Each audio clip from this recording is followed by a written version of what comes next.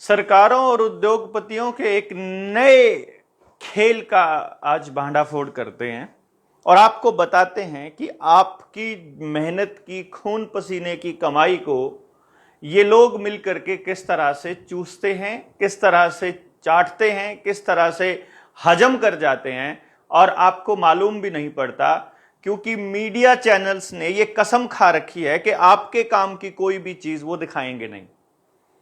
ये खुलासा हुआ था 2021 में ही, और इसका जिक्र मैंने किसान आंदोलन के दौरान जब आईएमटी पर जो धरना लगा था, महिला धरना, वहां पर भी मैंने किया था। सभी किसान नेता वहां थे, चौधरी राकेश टिकैत समेत। उस टाइम पर मैंने इस पूरे के पूरे खेल का भांडाफोड़ किया था आंकड़ों के सहित। लेकिन फिर से दोबारा आपके बीच आए हैं, क्योंकि वो चैनल वगैरह सब कुछ डिलीट कर दिए गए हैं। तो आपको एक बार मैं इसका खेल समझा देता हूं कि ये खेल क्या है। ये जो लूट का खेल चलाया था रुचि सोया के नाम पे, बाबा रामदेव की एक कंपनी है, मतलब थी, शायद अभी भी है, उसका नाम है रुचि सोया कंपनी। उस कंपनी ने 2017 में अर्जी लगाई एनसीएलटी को, नेशनल कंपनी लॉ ट्रिब्यूनल को, कि हमको दिवालिया घोषित कर दिया जाए, क्योंकि हमारे पास अपने खर्चे चलाने के लिए पैसे नहीं हैं और जो हमने बैंकों से लोन ले रखा है उसको पे करने की हमारी हैसियत नहीं है। तो दिवालिया घोषित करने के लिए अर्जी लगाने के बाद 2017 के सितंबर में उसको मंजूरी दे दी गई कि आप दिवालिये हो, अब आप अपनी कंपनी की नीलामी करके जितना सेटलमेंट हो सकता है बैंक के साथ वो कर लीजिए, क्योंकि वो एनपीए घोषित होने वाली थी, तो उससे पहले सेटलमेंट के दौर में वो आ गई।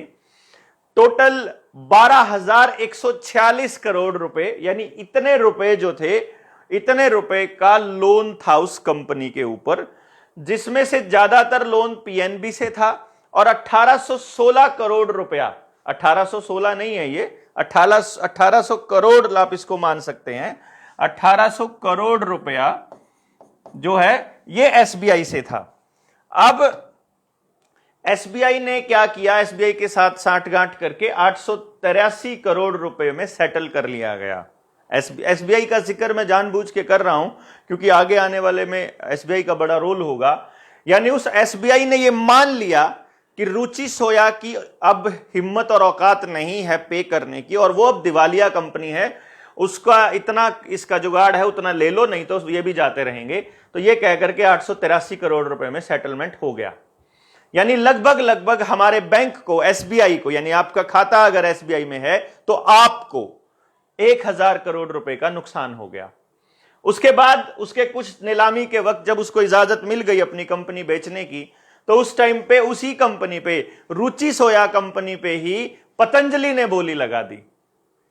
यानी कहने का मतलब यह है कि बाबा रामदेव की एक कंपनी को खरीदने के लिए उसकी दूसरी कंपनी ने बोली लगा दी, और बोली 4350 करोड़ रुपए में जाकर के रुकी।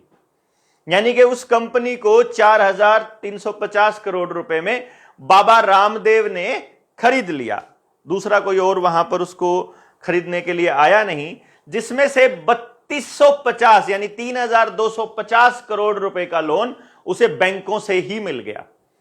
समझिएगा, जो कंपनी क्योंकि घाटे में थी तो उसका सेटलमेंट हो चुका था, दिवालिया घोषित हो चुकी थी, उसे कोई और खरीद रहा है। अब बैंक को यह मालूम है कि यह कंपनी इतनी हिम्मत नहीं है कि यह प्रॉफिट कमा सके, तो जो कंपनी प्रॉफिट कमा ही नहीं सकती उस कंपनी को कोई भी बैंक लोन क्यों देगा। लेकिन फिर भी लोन दिया गया 3250 करोड़ रुपए, जिसमें से 1200 करोड़ रुपए का लोन एसबीआई से ही मिल गया।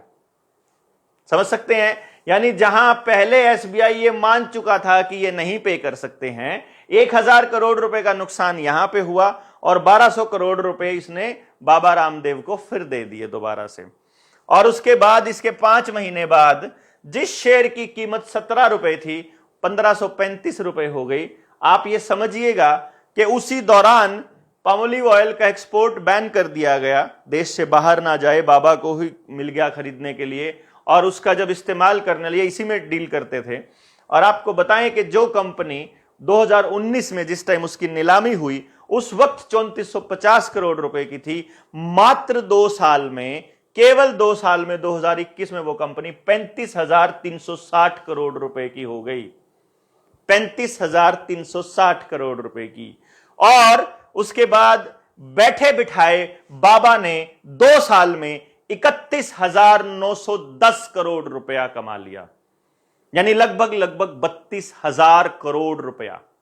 32,000 करोड़ रुपए का मतलब समझते हो, यानी इस 32,000 के बाद में 7 जीरो और लगा लीजिए आप, यानी इस 3 के बाद में ये समझिए 11 जीरोस। आप इस खेल को क्यों बताना जरूरी है कि बाबा रामदेव को मालूम है कि जो आज के टाइम में एक बीमारी के नाम पर खेल चल रहा है, जो सरकारें आने वाले वक्त में करने वाली हैं, लेकिन सरकारों ने और उन बड़े उद्योगपतियों ने, जो इंटरनेशनल माफिया है, जो ड्रग माफिया है, उन्होंने बोल दिया है कि बाबा तुम चुप रहो, अपनी मलाई खाओ, मौज करो, फालतू बकवास नहीं करने का, क्योंकि 2021 के दौरान वो बीमारी चली हुई थी। वो बाबा रामदेव जो 2012 में खुलकर बोल रहा है, जो 2019 में बोल रहा है, 2019 में जब ये आया था खेल और 21 में जब आया था तो रामदेव एक बार बोले थे, लेकिन उसके बाद में फिर ये कंपनी वाला लफड़ा हो गया और उनका ये पामोलिव ऑयल का इंपोर्ट बैन हो गया, इंपोर्ट बैन हो गया। और उसके बाद में बाबा रामदेव 32,000 करोड़ रुपए कमा गया। तो ये पैसा किसका है मालूम है? ये आप ही का है। चाहे शेयर मार्केट हो, चाहे बिटकॉइन हो, चाहे क्रिप्टो करेंसी हो, चाहे ये सारा का सारा, जब तक ये पैसे का खेल उनके कंट्रोल में रहेगा, जब तक आप अपने आसपास लेन देन का अपना एक नया तरीका नहीं खोज लेते, जब तक आप अपने लिए एक समाज नहीं बना लेते जो एक दूसरे की सहायता करे, जब तक हम सरकारों के ऊपर डिपेंडेंट रहेंगे, तब तक हमारी यही हालत रहेगी। आप इस बात को समझिएगा कि ये लाला जैसे लोग, ये तो एक कंपनी का खेल है ना। अंबानी अडानी के कितने करोड़ रुपए माफ हुए हैं ये नहीं समझेंगे आप। किसान का एक भी रुपया माफ नहीं होगा। जितने रुपए पिछले 8 सालों में माफ हुए हैं, अगर उसका केवल 50% भी माफ होने लगे तो इस देश के किसी भी नागरिक को 1 रुपया भी लोन नहीं देना पड़ेगा। बाकी रही जो लूट है, टोल के नाम पर है, जो गाड़ियों के नाम पर है, जो रजिस्ट्रेशन के नाम पर है, जो पेट्रोल में 300% के करीब टैक्स दे रहे हो, उसका तो खेल ही निराला है। तो आपसे गुजारिश है, इस चैनल को सब्सक्राइब कराइए और लोगों को जोड़िए। हम लोग एजुकेशन की एक बहुत जल्दी एक नई वीडियो लेकर के आ रहे हैं एजुकेशन पे, जो आपके बच्चों के लिए बहुत बहुत बहुत ज़्यादा ज़रूरी होने वाली है। और एक ऐसा एजुकेशन सिस्टम जो 100% एम्प्लॉयमेंट दे, वो कैसे बनाएंगे, ये चीज़ आगे जा करके उस सोल्यूशन तक जाएगी। तो जब तक अगली वीडियो आती है तब तक के लिए आप लोगों को शेयर कराइए, वीडियो शेयर कीजिए, कमेंट जरूर कीजिए, इसके ऊपर कुछ ना कुछ लिखिए, आप बताइए आप हमारे को, और अगली वीडियो लेके आएंगे। तब तक के लिए बहुत बहुत धन्यवाद। तब तक के लिए शुक्रिया, शब्बा खैर।